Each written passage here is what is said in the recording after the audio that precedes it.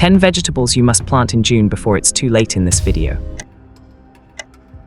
I'm going to give you 10 vegetables that are perfect to plant in June for a productive summer and fall harvest. Some of these crops actually perform better when planted in warm June soil than they do earlier in spring. Others are perfect for succession planting, allowing you to extend your harvest season far longer than most gardeners realize. And if you stick around until the end, I'll give you a bonus section packed with science-based companion planting strategies that can help reduce pests and improve harvests naturally. Let me know in the comments, what's the one vegetable you absolutely refuse to skip every summer? Let's get growing. June is finally the perfect time for peppers in most parts of the United States. One of the biggest mistakes gardeners make is planting peppers too early. Peppers love warmth. In fact, they really shouldn't be planted outdoors until nighttime temperatures are consistently above 55 degrees F. Plant them too soon and they can become stunted. Sometimes they recover, sometimes they never reach their full potential. Now, there's an ongoing debate about whether or not you should pinch your pepper plants. The answer depends entirely on your growing season. If you have more than 4 months of warm growing weather ahead of you, pinching can be beneficial. Simply remove the growing tip at the top of the plant. Instead of putting energy into growing taller, the plant redirects energy into producing side branches. More branches mean more flowers. More flowers usually mean more peppers. However, if you have a shorter growing season, skip the pinching. You'll delay your first harvest by several weeks, and you may not have enough time to make up for it. If you live in places like Texas, Arizona, Southern California, or much of the Deep South, remember that peppers love heat, but they don't necessarily love intense afternoon sun directly on their fruit. Too much exposure can cause sunscald, leaving ugly damaged patches on your peppers. Providing a little afternoon shade can make a huge difference. Another trick many gardeners overlook is planting peppers in pairs. 2 plants growing close together can help shade each other's fruit, provide support, and maximize production in a small space. And speaking of crops that thrive in warm weather, the next vegetable is famous for producing more food than many families know what to do with.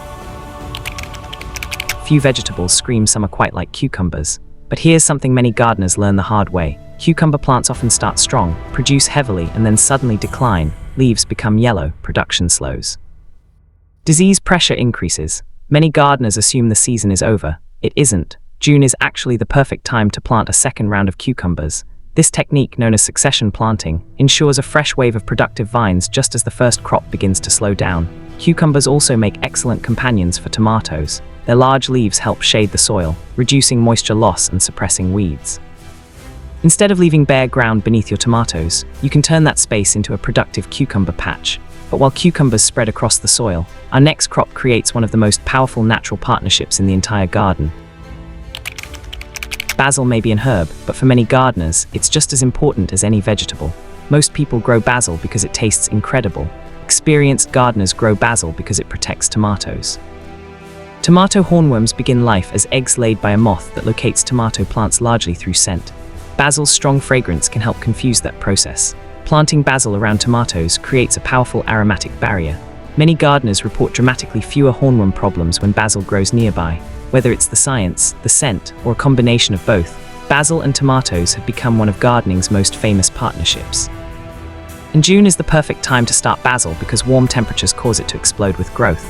The next crop doesn't need protection from heat, it practically worships it. Beans are one of the most rewarding crops you can grow in June. Warm soil helps them germinate quickly, and many varieties begin producing in surprisingly little time. But here's the secret: the more beans you harvest, the more beans the plant wants to make. If you stop picking, the plant assumes its job is done. Its seeds have matured, mission accomplished. Production slows dramatically for maximum harvests. Pick frequently. Many gardeners prefer harvesting when the beans are still young and tender before the seeds inside become fully developed. Beans also appreciate rich soil and consistent moisture. Treat them well and they'll reward you with weeks of harvests. But if you think beans love heat, wait until you meet our next crop. Okra doesn't merely tolerate summer heat, it thrives in it. Originally associated with Africa and later becoming a staple throughout the American South, okra is one of the toughest vegetables you can grow. When temperatures climb and other plants begin to struggle, okra often hits its stride. Its flowers are surprisingly beautiful, resembling hibiscus blooms. And despite taking up relatively little space, a few plants can provide an impressive harvest. If you've never grown okra before, June is one of the best times to start. And speaking of heat-loving crops, the next one has been a summer garden favorite for generations. Many gardeners have heard the phrase, knee-high by July. Corn loves warm soil, making June a fantastic planting month in many regions. but successful corn growing depends on understanding one critical detail. Corn is wind-pollinated. That means planting a single long row isn't ideal. The pollen produced at the top of the plant needs to reach the silks that eventually become ears of corn. For the best pollination, plant corn in blocks rather than rows. A block of 4 rows helps ensure pollen reaches plants from multiple directions, regardless of which way the wind blows. Done correctly, you'll enjoy fuller ears and better yields. But while corn grows upward, the next crop prefers to spread out.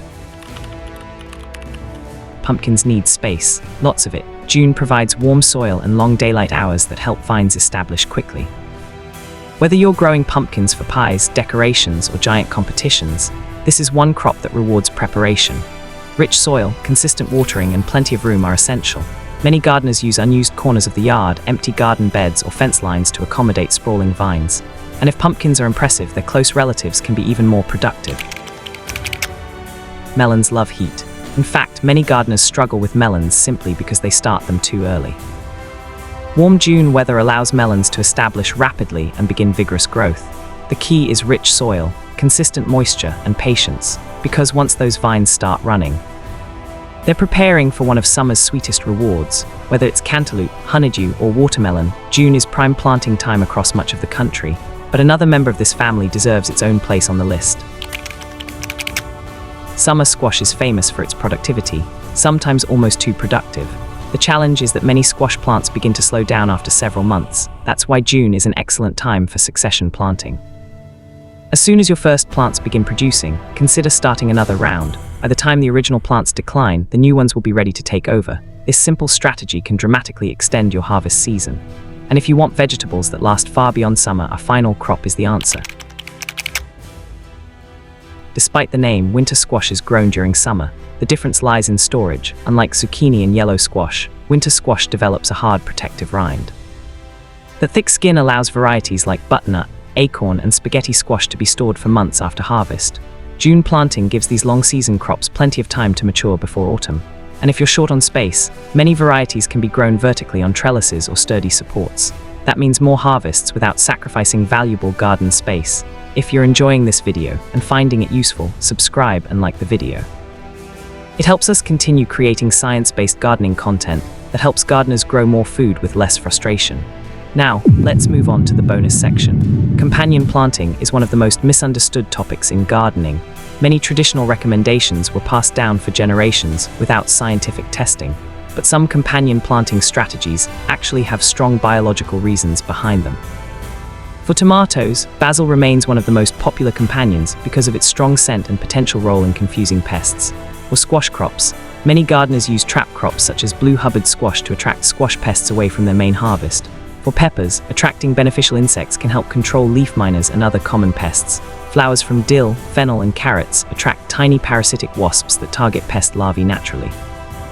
And if aphids are your problem, attracting ladybugs and hoverflies can make a tremendous difference. Planting alyssum, marigolds, dill, and fennel can help bring these beneficial insects into your garden. Sometimes the most effective pest control isn't a spray. It's creating an ecosystem where nature does the work for you. June isn't just another month on the gardening calendar. It's one of the most important planting windows of the entire growing season.